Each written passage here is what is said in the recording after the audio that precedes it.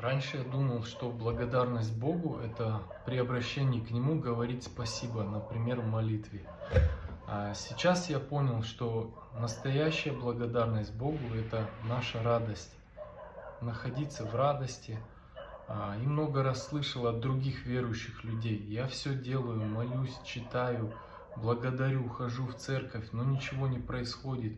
А вон у неверующих бизнес, семья, работа, здоровье, все нормально.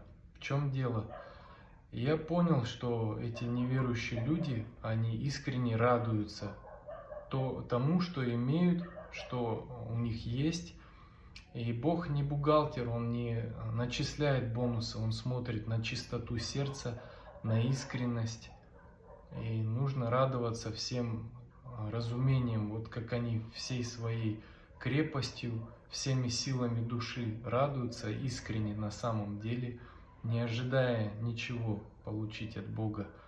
И начал спрашивать себя, кто из нас Божий человек, те неверующие или мы с вами?